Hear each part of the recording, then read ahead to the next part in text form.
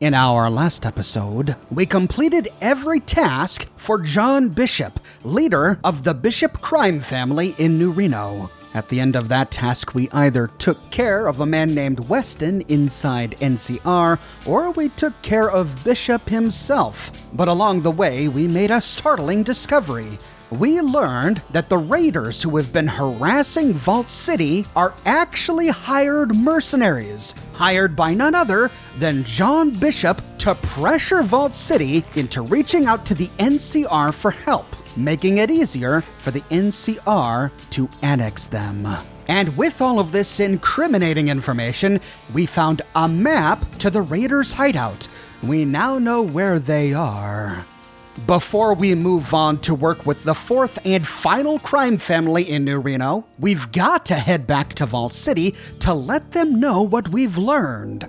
Arriving at Vault City without Lenny or Marcus, because they won't let super mutants or ghouls beyond the gate, we can head into the inner city. If we first check in with Wallace just outside the gate, he just tells us to go tell First Citizen Lynette. On our way to the First Citizen, we see Thomas More continuing to preach in the center of town. We delivered his briefcase to John Bishop in New Reno, and now we know what was inside. Now we know that he is really an NCR spy, and here we can confront him.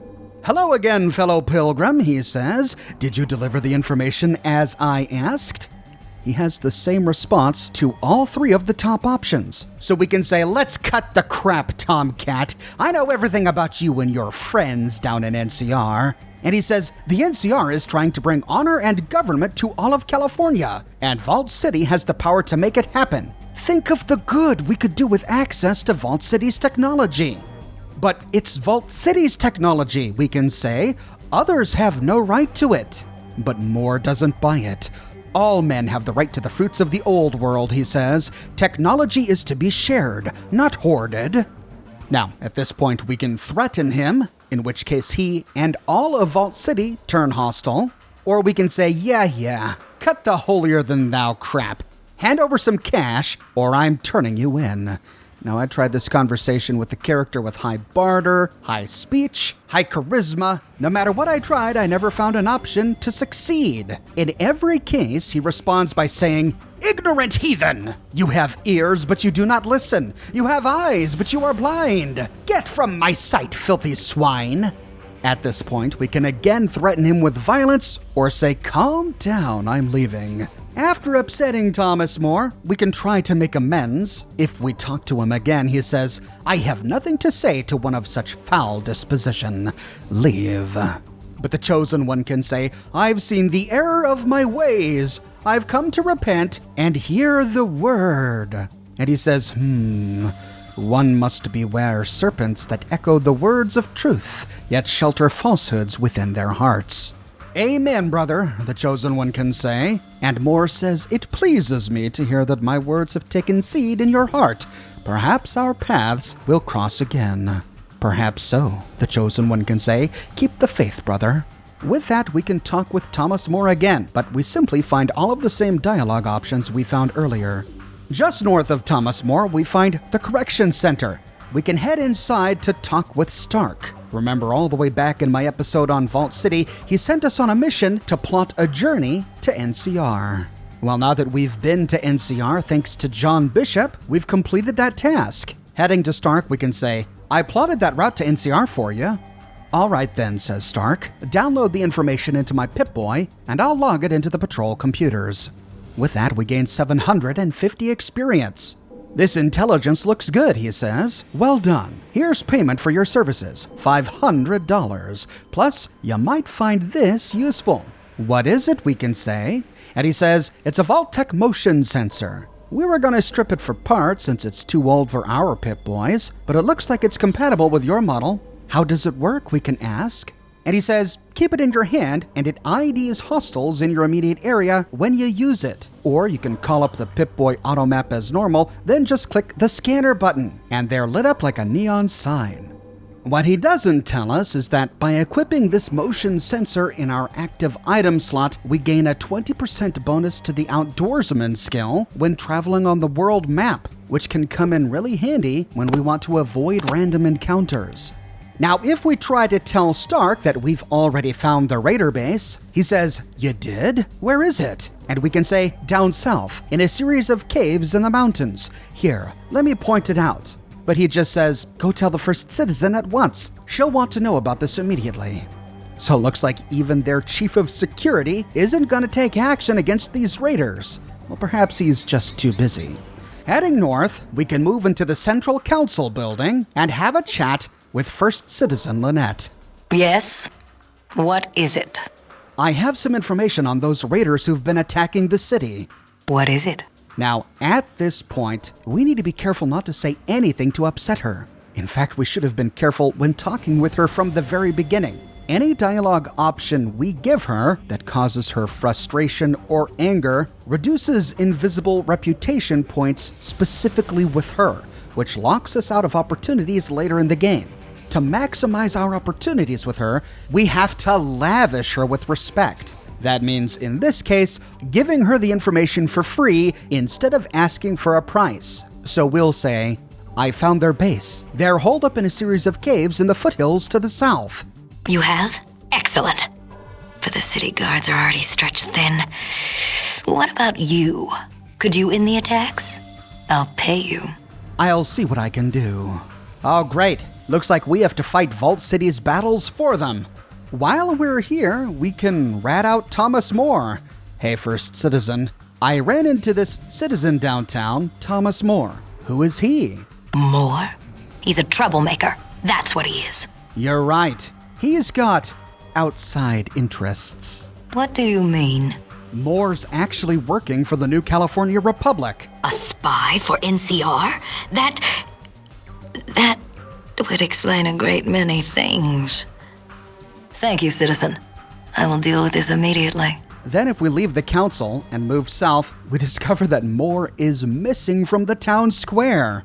We don't find him imprisoned in the corrections center or enslaved in the servant allocation center. He's just gone. We get the impression that he was exiled from town. Well, since these guys are paying, we might as well help them out. Taking a look at the map we found in John Bishop's safe, we see that the raiders are south of Vault City, smack dab between New Reno and Vault City. Now, if we arrive at the raider camp without having found John Bishop's map, we find one option: cliff. We arrive with our car outside a cave entrance into a cliff. However, if we found the raider map inside John Bishop's safe and we read it, or if we have a really high outdoorsman skill, when we arrive at the raider camp, we find a well. This well location places us amongst some ruins near to a well in the center. This well is a secret entrance to the raider camp, and traveling this way makes the upcoming fight much easier. However, for the sake of being thorough, we'll go through the front entrance for now. Heading through the cave, we arrive in a series of tunnels. We see 3 paths ahead of us: north, straight ahead, and south, going north for now. You have died. Your quest to find the Garden of Eden and return it to your village has failed. The place is booby-trapped. Unless we have a high trap skill, we're unlikely to detect all of these traps. At lower levels, these traps are powerful enough to kill us, and they can be deadly to our companions. However, there is one safe path. If we take the southern tunnel and follow it all the way east, we don't run into any traps.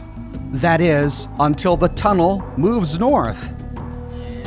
A hole opens up in the floor. We were lucky in that we just happened to walk to the left of the hole, but had we walked on top of it, we would have fallen into a pit. Just north of here, we see a ladder going down. And from here, we can explore the pit we would have fallen into had we stumbled into the hole. Scorpions. An entire scorpion's nest. It's really unlucky to fall down here just before having to fight a bunch of raiders, as these scorpions can poison us, and this poison can be tricky. Now, I went ahead and cleared all the scorpions down here for the experience, but that's really the only reason to spend any time down here. All we find for our trouble is a leather jacket and a flare in the southwestern corner, and a suit of leather armor lying on the ground against the southern wall. When the entire scorpion den is clear, the only way out is to go back up the ladder where we came in. Back topside, we know that there are traps down the tunnel to the west. We came from the south. That leaves the tunnel to the east, our only path forward. The tunnel ends at 2 chain link fences covered in barbed wire. There's a small door in each fence, and we see a horde of raiders, whom we know are actually hired, highly armored mercenaries on the other side of the fences. Thankfully, because these are chain link fences, we can shoot through them. That makes this encounter easier, but it doesn't make it easy. If we were to walk through the fences, on the other side, we would immediately be attacked by a dozen of these guys, with no place to run and nowhere to hide. We would be a pincushion. But in this tunnel, the raiders can only come from one direction, and they have to travel through these 2 doors, making them easy prey for plastic explosives, grenades, and dynamite. Now, my character's not the highest level right now, but he's still high up there and wearing a full suit of combat armor. I came with Vic, John Cassidy, and Sulik, and each of them are wearing pretty decent armor. Cassidy was wearing Metal Armor Mark II, and both Sulik and Vic were wearing the armored leather jackets. Despite this, these raiders chewed through my companions. If I didn't have them on defensive, they would stupidly race right into the middle of the lair and be killed in 1 or 2 rounds. If I told them to be defensive and to stay by me, the raiders would gang up on each of them, and then my companions wouldn't use the stim packs I gave them. At least, not in time to save their lives. So in order to save the lives of all of my companions, I had them wait on the other side of this tunnel, and I went in to snipe at these guys by myself. The reason this worked is because the small doors were choke points. Most of the mercenaries wanted to shoot at me from range, but their range was not nearly as long as the range of my sniper rifle. So one of the mercenaries would stand at the maximum range of his weapon right in the middle of the door, making it impossible for the other mercenaries to walk around him. The other mercenaries would then try to shoot at me through the fence, but because they were out of range, they often missed or did minimal damage. In this way, I was able to pick off the guy standing in the door. When he died, the next guy would walk in and then stop right in the middle of the door, blocking the others. I could then pick him off. In this way, I was able to pick them off one by one. I still went through over 10 stim packs, but I managed to pile up their bodies in this choke point. Then I went back and got my companions. With most of the raiders dead, we can then head inside. After looting their corpses, we can start by exploring south. Here we find 3 more raiders standing by some bunks and lockers. But as it's only 3 of them, my companions and I were able to pick them off at range.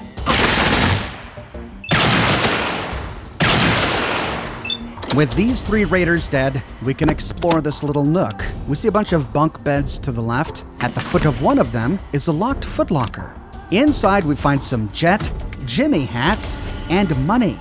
More evidence that these guys came from New Reno. New Reno, where Jet is produced. New Reno, where Jimmy hats are as common as dirt. In the southern nook, we find more bunks and 4 lockers, each of which is locked. In the first one, we find 7.62 ammunition, Jimmy hats, and money. In the second one, we find booze, a first aid manual, a stim pack, and an antidote. In the third one, we find some 10mm ammunition and some money. And in the fourth one, we find some dynamite, rope, and 3 flares. Here we also find a footlocker at the base of some of the bunk beds. After picking the lock, inside we find a cat's paw magazine, another tie to New Reno, more booze, and more money. Moving to this little western nook, we find another footlocker by some bunk beds. After picking it inside, we find some rotgut, Jimmy hats, booze, money, and a knife. And then just north of this, we find 2 locked lockers. Inside the first, 7.62 ammunition, money, and a knife. And in the second, a knife and some 10mm ammunition. Now, just north of here, we see a nook, and inside we find a tribal. I didn't want to shoot first and ask questions later. Inching forward, he's not hostile. If we try to talk to him, he just stares at us in silence. This is the tribal whom Stark told us was the native guide who led the raiders through the southern canyons. His name is Shadow Who Walks, and he originally had a much larger role in the game. He was supposed to be the person responsible for kidnapping Sulik's sister. But as Sulik's sister was ultimately cut from Fallout 2, so was his primary role. So he just stands here, glaring at us in silence. We could kill him for the experience, but he doesn't really have anything interesting on his inventory. Just some healing powder. In his bookshelf, we find some xander root, rock flour, and meat jerky. Moving north, we find a nook off to the northeast. And here we find a ton of boxes. Perhaps these are supplies that John Bishop sent them, or perhaps these were destined to Vault City, but intercepted and stolen by the mercenary gang. Annoyingly, they're all empty, well, except for one. This blue one in the middle of the room has some meat jerky, and that's about it. Just south of here, we find a ladder going up. If we head upstairs, we arrive at the top of that well. So as you can see, taking this path would have made it easier to pick off some of the mercenaries one by one, instead of having to go through the traps, the scorpions, and then that gauntlet going by way of the cave.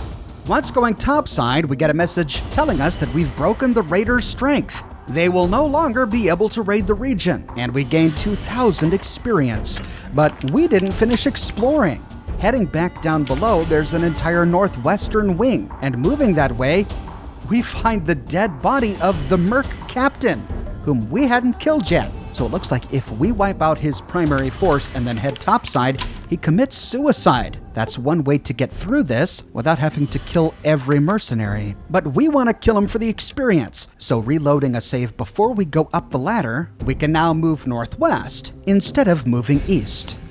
In the middle of this cave, standing against a rocky pillar, we find a bookcase, and inside, we find more new Reno relics, a deck of cards, some dice, and some meat jerky. We see a tiny room with a small waterfall just to the northeast. Here we find another footlocker, and inside we find Tuco's dog tags. Oh, so Tuco must be the name of one of these mercenaries. We'll keep this to see if it becomes important later. Here we also find a frag grenade and more new Reno collectibles, Jimmy hats, dice, rot gut, and cash. Finally, we can go up the tunnel to the northwest. Here we find the Merc Captain. Interestingly, he says, that desert cherry better shape up soon. That sort of stuff won't wash around here. I'm guessing that this is a reference to Sulik's sister, who was cut. I'm betting we would have freed her here in the caves, and that the mercenaries were holding her captive. She was being difficult, being defiant, and he was referring to her as a desert cherry. A desert cherry which is an evergreen shrub native to coastal California. At any rate, even though he's wearing combat armor and is heavily armed, he's only one man, and between the four of us, we can easily take him down. On his inventory, we find much of the same gear we found on all of his thugs: assault rifles, pistols, 5mm ammunition, stim packs, and cash. Moving to his bedroom, we find a locker at the foot of his bed. Inside, we find Angel Eyes dog tags. Okay, so this guy's name was Angel Eyes. So 2 dog tags now. What are we there for? We find a combat knife, some 44mm ammunition, and some cash. Then we see an interesting looking safe sitting to the left of his bed. You see a huge black iron safe that looks way too heavy to move. There's a combination dial on the front. We can examine the safe for traps. We don't find any traps on this safe. All right, that's good. But then again, my character's trap skill isn't very high right now. Well, we can spin the dial and listen for clicking noises. Rest in peace, Chosen One. Oh, great. Of course it was booby-trapped. Well, we'll just reload a save and leave this safe alone for now. To finish exploring the cave, we move west. Here we find another small bedroom and one final footlocker. After picking the lock inside, we find another pair of dog tags. These belonged to Blondie. We find a big stash of cash, more rot gut, antidote, and 44mm ammunition. Now, on a hunch, I took my 3 dog tags and went back to the safe. And with all 3 dog tags in our inventory, we find a new option. The chosen one can say, maybe the numbers on these 3 dog tags can open the safe. There's a clank, and the safe is now unlocked. Inside, we find a blue account book, some buff out, a Guns and Bullets magazine, 3 stim packs, a first aid kit, a cat's paw, some booze, shotgun shells, and a hefty stack of cash, almost $500. Taking a look at this account book in our inventory, this account book lists a series of monthly payments made to the mercenary band from the Bishop family in New Reno. The payments depend heavily on how much pressure, in quotes, the mercenaries put on Vault City. Vault City might be interested in this. Well, that now gives us 2 pieces of information that Vault City might be interested in. Remember, we also found John Bishop's holotape in his safe. We'll save this for now. With the mercenary camp explored and cleared, we can head out by taking the ladder up the well. We arrive back in the ruins, and we don't find anything in these ruined houses. Here we find an exit grid back to the world map, but if we came here in our highwayman, we have to go back to the Raider stronghold and go back to the cliff to retrieve our car. Otherwise, we leave it here. Back in the highwayman, we can travel to Vault City. If we tell Wallace that we wiped out the Raiders, he says, "You have? That's excellent news. Please go tell the first citizen right away." If we tell Stark that we wiped out the Raiders, he says, "You wiped them out?" And we can say, "Yeah, Vault City shouldn't have to worry about them anymore." And he says, "Go tell the first citizen at once. She'll want to know about this immediately." So heading back to the Central Council, we can speak with First Citizen Lynette. Yes? What is it I can help you with? I have some information on those raiders who've been attacking the city. What is it? I wiped them out. You did it. Excellent. You have performed a valuable service for Vault City. Please accept this as a token of our appreciation. To think a band of raiders was causing so much trouble. And we gain 1,000 experience. Well, they weren't a roving band of raiders. Turns out they were mercenaries. Mercenaries? Who hired them? The Bishop family in New Reno. Do you have any evidence? I found this account book in the Raider safe listing payments from Bishop for a 3-month campaign of terror against your city. With options for 1-month extensions if you were stubborn. I'm not surprised. Bishop visited not long ago and suggested an alliance. I refused, of course. We do not associate with criminals. I think he expected that. I found this holodisc in Bishop's safe. He was hired by NCR to get Vault City to join the Republic. When you refused his offer, he hired the mercenaries to attack you so you would ask NCR for help. Of course. They sent mercenaries to murder my people because I wouldn't join their government. I can barely believe it. And remembering that we need to suck up to this lady, we can say, "Is there anything I can do to help?" I need you to go immediately to New California Republic and find Counselor Weston, Roger Weston. Give him the holodisc. That should ensure no more raiders get hired. Wait a minute. Go to NCR? Weren't they responsible for all of this? Roger Weston is probably the only honest man in the New Republic and sympathetic to our cause. All right. I'll deliver the disc to him. Your patriotism will not go unrewarded. Go now. Time is of the essence. You can count on me, First Citizen. I'll return after I have delivered the disc to Weston. So that's why Bishop wanted Weston dead. Weston was against the NCR's plan to annex Vault City by force. Well, thankfully, we've already met Weston, and we chose to keep him alive, killing John Bishop instead. Heading south, we can make the long trip across the wasteland, past the Raiders, New Reno, and Broken Hills to NCR. There we can head to the Weston Ranch and check in with Roger Weston. "You again," he says. "What do you want?" First Citizen Lynette sends her greetings. She's got something for you. "The First Citizen? Excellent," he says. "This is what I've been waiting for. Are you a Vault Citizen?" And at this point we are, so we can say yes. "And you're a good citizen, I'm sure," says Weston. "I want you to take this holodisc back to the First Citizen. It's important." It has the information she needs to expose this NCR New Reno plan. Yes, sir, we can say. Taking a look at the holodisk in our inventory, we can download the data to our Pip-Boy and then read Weston's holodisk. First Citizen Lynette. The courier has delivered the disk you sent. You are correct, of course. The information should prove most useful at the next council debate. With what you have sent me, I'm certain I can hinder, if not thwart, any further attempts at an NCR/New Reno alliance. I can only assure you that if given my way as I expect, there will be no more interference or provocations by the NCR in any of Vault City's affairs. I, for one, respect your sovereignty, and do not agree with the troublemakers who wish to deprive our innocent neighbors of their freedoms. Your friend and ally, Roger Weston. Heading back to Vault City, we can check in with Lynette. Yes?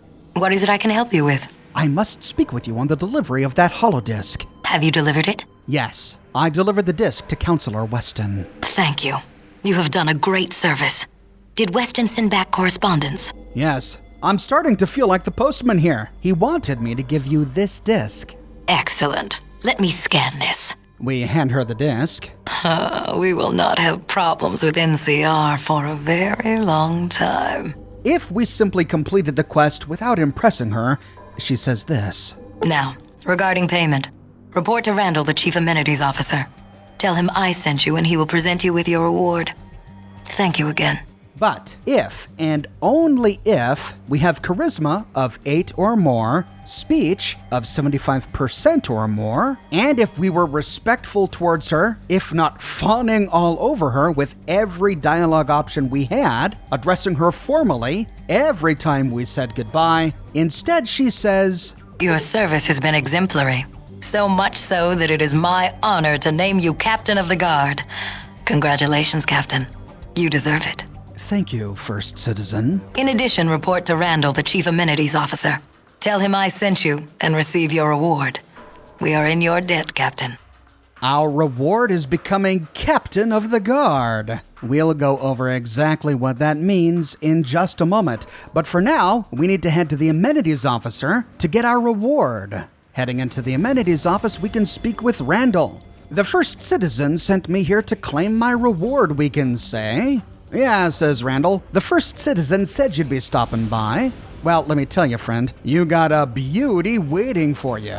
What is it, we can say? Nothing less than a Heckler & Koch G11, one of the best assault weapons ever made. He hefts the weapon, then passes it to us. Fires a 4.7mm caseless cartridge, 50-round magazine. When it talks, people listen. I'll bet we can say, thanks.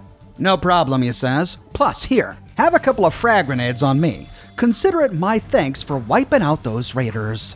With that, we get a pretty rare weapon. This is our second G11. We found the first on the body of Frog Morton, whom we killed during my video on the town of Reading that you can watch here. It's pretty decent in burst mode, but in single fire mode, it's really disappointing.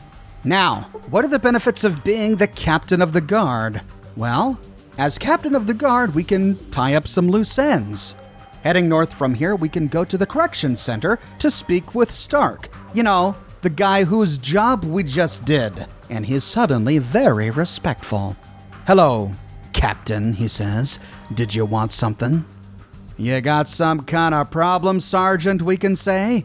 Permission to speak freely, sir, he says. Granted, we can say. You don't deserve your post. I've lived in Vault City all my life. The men and women under my command trust me and respect me, not you, sir. Now, I understand why this guy's as upset as he is. It's humiliating to be deposed like this, especially to an outsider like the Chosen One. We could try to put him in his place, but then again, we are going to have to work with this guy from now on. So instead of making enemies, the Chosen One can say, that's why I need you at your post, Sergeant. There's no doubt that you're capable and know Vault City better than I do. Nevertheless, I have shown results where you have not. Never forget that. Understood, sir, says Stark. By the way, says the Chosen One, are you the one who busted up Cassidy's bar? Yes, sir, says Stark. I conducted an authorized raid on Mr. Cassidy's establishment. But Cassidy says he was all paid up and you raided his place anyway, says the Chosen One. No, sir, says Stark. Mr. Cassidy had not paid his licensing fee for alcohol for the month, yet was still selling it on the premises. His list of payments are logged in the computer. I believe you, Sergeant, the Chosen One can say. Well done. Now listen to me.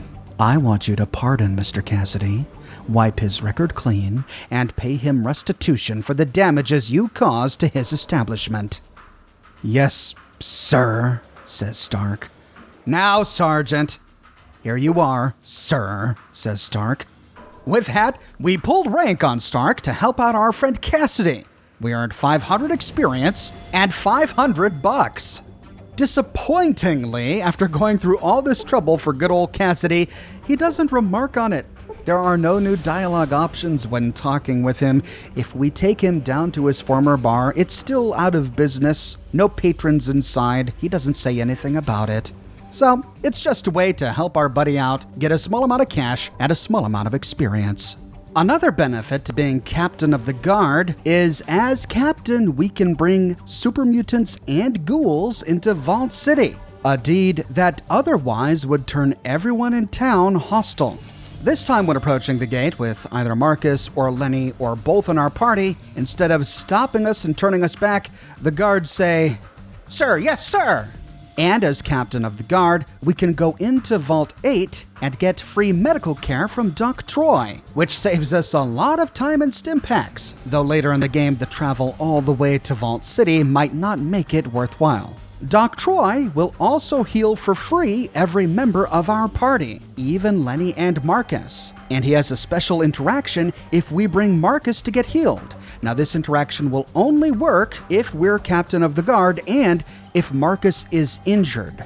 When we ask him, "Can you heal my friends?" he says, "My, your mutant friend has a great deal of bullets and shrapnel lodged in his body. It's a wonder he didn't have lead poisoning. I finally managed to get it all out. Here it all is."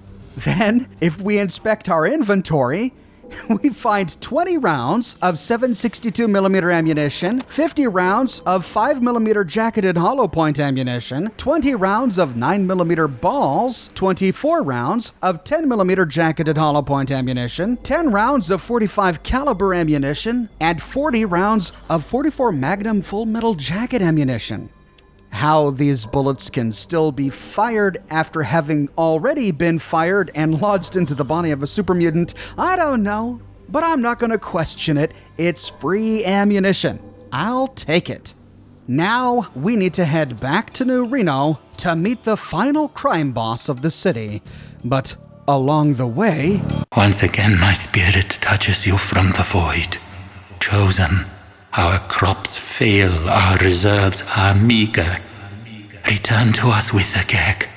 Your failure is our last light.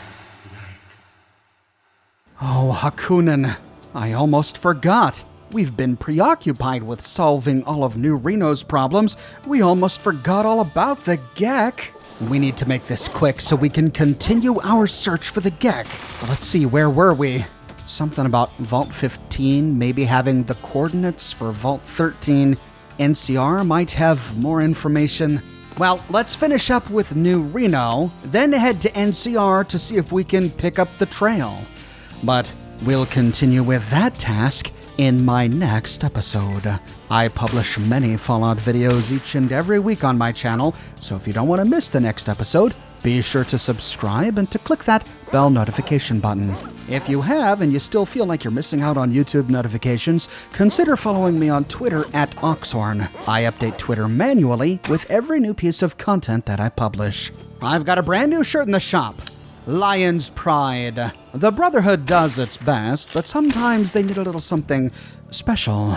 That's where Lion's Pride comes in.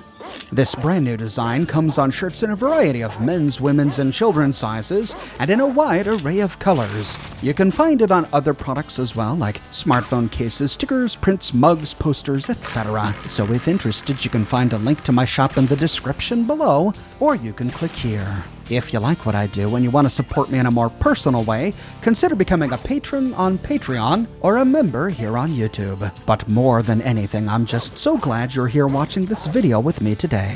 Thank you so much for watching, and I'll see you soon with more brand new videos.